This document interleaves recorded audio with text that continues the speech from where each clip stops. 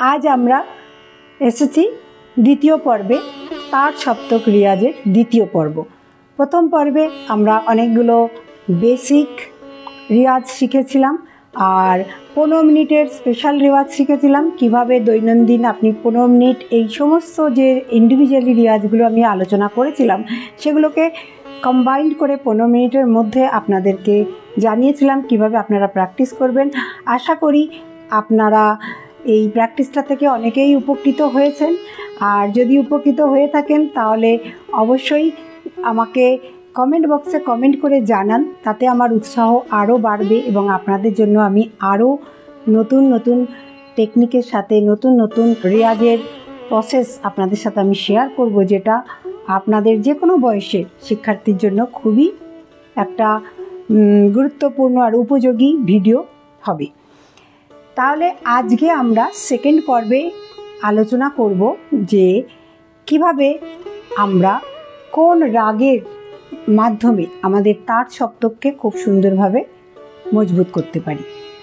আমরা জানি আমরা আমাদের বেসিক রাগ আমরা সবসময় রাগ বিলাবল শিখে থাকি, তাই তো?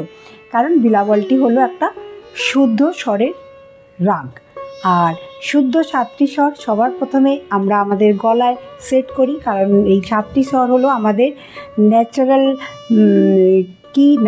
নোটস, এবং এই 7টি স্বর হলো আমাদের প্রধান উৎস, সঙ্গীতের প্রধান উৎস এই 7টি শুদ্ধ স্বর। আর এই 7টি শুদ্ধ স্বর থেকে উৎপন্ন হয়েছে আরও 5টি বিকৃত স্বর, তার মধ্যে 4টি কোমল স্বর আর একটি হলো তীব্রমা। তাহলে এই যে টোটাল আমাদের 12টি স্বর, কিন্তু আমরা তার সপ্তকে গাইবার জন্য এই 12টি স্বরকে আমাদের গলায় লাগাতে পারলেই যে তার সপ্তকে রেওয়াজ করতে পারবো তেমনটি তো নয়। তাই যদি আমরা শুদ্ধ স্বরের মানে কোনো রাগকে নিই তাহলে কি হয় যে শুদ্ধ স্বর আর কোমল স্বরের মধ্যে কি তফাৎ থাকে? কোমল স্বরের মধ্যে আপনার নমনীয়তা বা যেটাকে আমরা বলি মেলোডি, সফটনেস, এগুলো বেশি থাকে। আর শুদ্ধ স্বরের ওপরে আমাদেরকে একটু বেশি এফর্ট অ্যাপ্লাই করতে হয়।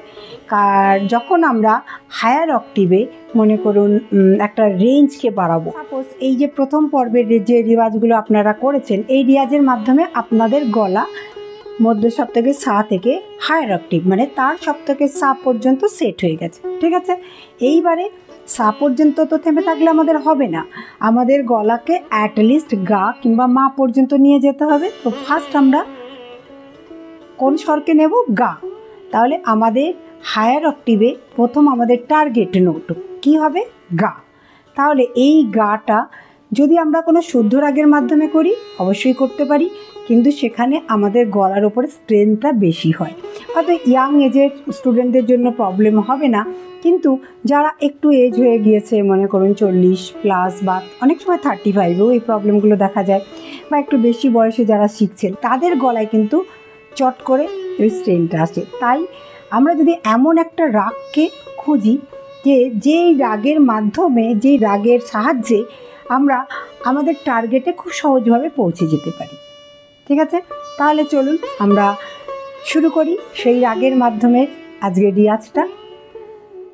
নমস্কার, আমি স্বপ্না চক্রবর্তী, আপনাদের সবাইকে স্বাগত জানাই গানের স্বরলিপিতে। আমরা আজকে আলোচনা করব এমন একটি রাগ যেই রাগের মাধ্যমে আমাদের গলায় জোর কম পড়বে, কিন্তু আমরা হায়ার অক্টিভে আমাদের টার্গেট নোটকে আমরা টাচ করতে শিখব। আর এই রেওয়াজের মাধ্যমে প্রতিদিন নিয়মিত যদি এই একটি রিয়াজকে আমরা নিয়মিত 15 থেকে 1 মাস আপনি ধরে রাখতে পারেন, তাহলে দেখবেন আপনার আওয়াজ খুব সহজেই কিন্তু আপনার টার্গেট নোটে পৌঁছে যাচ্ছে। তাহলে এই টার্গেট নোটটা কিভাবে ফিক্স করব? যখন আমাদের গলার রেঞ্জ তৈরি হয়, সবার প্রথমে আমরা মিডিল অক্টিভে রিয়াজ করা শিখি, কারণ আমাদের 7টি যে শুদ্ধ স্বর, সেই মানে ফাউন্ডেশন স্বর যেগুলো, সেই স্বরগুলোর অবস্থান কিন্তু মিডিল অক্টিভে কমপ্লিটলি আমরা ইউজ করতে পারি। আর লোয়ার অক্টিভ এবং হায়ার অক্টিভে আমাদের সব সময় ওই কমপ্লিট 7টি শুদ্ধ স্বরের ইউজ অতটা হয় না, দরকার পড়েও না। তাই যদি আমরা লোয়ার অক্টিভে অ্যাটলিস্ট নি ধা পা যারা মা গা চলে যেতে পারেন খুবই ভালো, না যেতে পারলেও অ্যাটলিস্ট পা, আর ঠিক তেমনভাবে হায়ার অক্টিভে অ্যাটলিস্ট গা বা মা, যারা পা পর্যন্ত পৌঁছে যাচ্ছেন খুবই ভালো, বা অনেকেই আছেন যারা ধা নিতেও পৌঁছতে পারেন এবং পুরো লোয়ার অক্টিভ সাকেও টাচ করতে পারেন, এবং যারা লম্বা টাইম সিঙ্গিংয়ে আছেন গান তারা অবশ্যই এই জিনিসটা করতে পারেন, সেটা আমি জানি, তা পারা উচিত। কিন্তু আমি ইন জেনারেল বলছি, যারা এখন বিগিনিং স্টেজে আছেন, শিখছেন, বা যাদের একটু বয়স হয়ে গেছে তাদের পক্ষে এগুলো একটু মুশকিল, কারণ গলার মধ্যে অতটা স্ট্রেংথকে ধরে রাখা বা ওইগুলো আমাদের অতটা ব্যবহারও হয় না, তাই আননেসেসারিলি গলার ওপরে জোর দেওয়ার কোনো প্রয়োজন পড়ে না। আমাদের বেসিক রেঞ্জটা যদি আমরা ধরে নিই যে লোয়ার অক্টিভ পা থেকে আমরা হায়ার অক্টিভ মা পর্যন্ত যাব, তাহলে আমাদের ফার্স্ট টার্গেট নোট হবে কি? ফার্স্ট টার্গেট নোট কি হবে? গা। তাহলে আমরা রাগ নেব। এর আগেও মানে জাস্ট আমি আপনাদেরকে বলেছি যে কোমল স্বরের কোন একটি রাগ আমরা চয়ন করব, যেটা আমাদের হায়ার অক্টিভে পৌঁছাতে সাহায্য করবে। আর এই প্র্যাকটিসটা আমরা দুটি লয়ে প্র্যাকটিস করব। প্রথমে শুরু করব 80 BPM-এ, তারপরে যাব আমরা 120 BPM-এ। ঠিক আছে, তাহলে চলুন সবার প্রথমে 80 BPM নিই।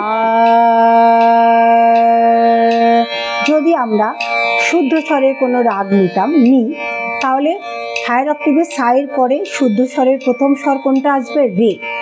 তাহলে আমরা এমন একটা রাগ নেব যেই রাগের কোমল স্বর আমরা আগে পাবো। ঠিক আছে, আমাদের টার্গেট শুদ্ধ গা, কিন্তু সা রে গা এই তিনটে শুদ্ধ স্বরকে যখন আমরা লাগাবার চেষ্টা করি, আমাদের গলার মধ্যে কিন্তু স্ট্রেনটা বেশি আসে, কারণ সব কটা শুদ্ধ নোট অলওয়েজ তার ফ্রিকোয়েন্সি অনেক হাই থাকে, তার গাইবার যে এফর্ট, সেই এফর্টটা আমাদের অনেকটা বেশি পুশ করতে হয়, কারণ প্রত্যেকটি স্বর এক টোনের গ্যাপে দাঁড়িয়ে আছে। সেই কারণে আমরা এমন একটা রাগ নেব যার রেটা হাফ টোনে আছে। তাহলে যদি আমরা রাগ ভৈরবকে নিই, তাহলে আজ আমরা প্র্যাকটিস করব রাগ ভৈরবের একটি অলঙ্কার, সেটা হলো পিরামিড অলঙ্কার।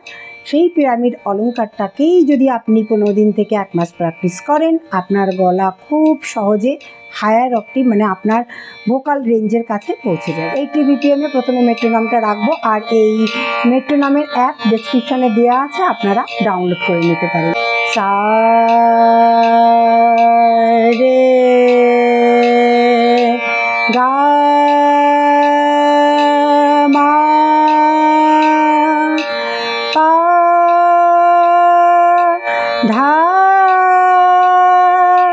নি সা সা নি গা পা মা গা রে সা রে গা মা পা ধা নি সা সা নি ধা পা মা গা রে সা সা সা রে সা সা রে গা রে সা সা রে গা মা গা রে সা সা রে গা মা পা মা গা রে সা সা রে গা মা পা ধা পা মা গা রে সা সা রে গা মা পা ধা নি ধা পা মা গা রে সা সা রে গা মা পা ধা নি সা নি ধা পা মা গা রে সা সা রে গা মা পা ধা নি সা রে সা নি ধা পা মা গা রে সা সা রে গা মা পা ধা নি সা রে গা রে সা মা গা রে সা সা। এইটির পরে আমরা যাব 120। রে সা সা রে গা রে সা সা রে গা মা গা রে সা সা রে গা মা পা মা গা রে সা সা রে গা মা পা গা পা মা গা রে সা সা রে গা মা পা গা নি দা পা মা গা রে সা সা রে গা মা পা দা নি সা নি দা পা মা গা রে সা সা রে গা মা পা দা নি সা নি দা পা মা গা রে সা সা রে গা মা পা দা নি সা রে গা রে সা নি দা পা মা গা রে সা সা রে গা মা পা দা নি সা নি দা পা মা গা রে সা। এইভাবে যদি আমরা প্র্যাকটিস করি রাগ ভৈরব, কারণ ভৈরবের রে খুবই মেলোডিয়াস একটা স্বর, আর স্বরের মধ্যে খুবই নমনীয়তা থাকে, তাই শুদ্ধ রের তুলনায় কোমল রেতে টাচ করতে সুবিধা হয়। আর কোমল রের পরে যখন আমরা শুদ্ধ গাতে যাচ্ছি, তার মানে যদি শুদ্ধ গা আপনার টাচ হয়ে যাচ্ছে, তার মানে শুদ্ধ রে আর কোমল গাও আপনার গলার মধ্যে এসে যাবে। তাহলে যদি এই রাগ ভৈরব এই টেকনিকের মাধ্যমে আপনি আপনার রেঞ্জকে অ্যাকুরেট সুরে আপনি গাইতে শিখবেন। আর সেই কারণে যদি আমরা এই রাগ ভৈরবের মাধ্যমে আমাদের রেঞ্জে আমরা পৌঁছাবার চেষ্টা করি, আমাদের টার্গেট ফিক্স করি আর টার্গেটে আমরা আস্তে আস্তে পৌঁছাই, তাহলে দেখবেন যে আপনাদের গাইতে অনেক সুবিধা হয়ে যাচ্ছে। পরবর্তী মাতে যাওয়ার জন্য অন্য একটি রাগের সাহারা নেব। তার জন্য দেখতে থাকুন পরের ভিডিও যে কোন রাগের মাধ্যমে আমরা খুব অনায়াসে মা, তার সপ্তকের মাকে আমাদের গলায় নিয়ে আসতে পারবো। আজকের ভিডিওটি যদি ভালো লাগে, আপনাদের জন্য এটি সত্যিই একটা উপকৃত ভিডিও হয়ে থাকে, তাহলে অবশ্যই লাইক করতে, শেয়ার করতে এবং সাবস্ক্রাইব করতে ভুলবেন না। যারা প্রথমবার আমার চ্যানেলে এসেছেন তাদেরকে অনুরোধ করব অবশ্যই আমার চ্যানেলটাকে সাবস্ক্রাইব করুন। আর এই ধরনের নতুন নতুন টেকনিকের সাহায্যে অনেক ধরনের রিয়াজ বা যে কোনো গানকে খুব সহজ পদ্ধতিতে শেখবার বা যে কোনো রাগকে জানবার, রাগ থেকে কিভাবে আমাদের গানে আমরা প্রবেশ করি, রাগ আর গানের মধ্যে গীতের কি সম্পর্ক, রাগ আর গীতের মধ্যে কি পার্থক্য, এই ছোট ছোট বিষয়গুলো সম্পর্কে যদি খুব গভীরভাবে জানতে চান, তাহলে অবশ্যই এই ধরনের ভিডিওগুলো আপনারা পাবেন, যার মাধ্যমে ছোট ছোট বিষয়ের উপরে যখন নলেজ আমাদের ডেভেলপ হয়ে যায়, তখন কিন্তু আমাদের সঙ্গীতের উপরে একটা যে জ্ঞানবর্ধন হয়, সেটার রুটটা কিন্তু আস্তে আস্তে অনেকটা ভেতরে যেতে শুরু করে। আর যখনই আমাদের যে কোনো নলেজের রুট অনেক ডেপথে থাকে, তখন কিন্তু সেই জিনিসটা আমরা খুব সহজভাবে হ্যান্ডেল করতে পারি, খুব সহজভাবে পরিবেশন করতে পারি। আজকের ভিডিও এত পর্যন্ত, আবার দেখা হবে পরের ভিডিওতে। আপনারা ভালো থাকুন, সুস্থ থাকুন, আপনাদের জীবন সঙ্গীতময় হয়ে উঠুন। ধন্যবাদ।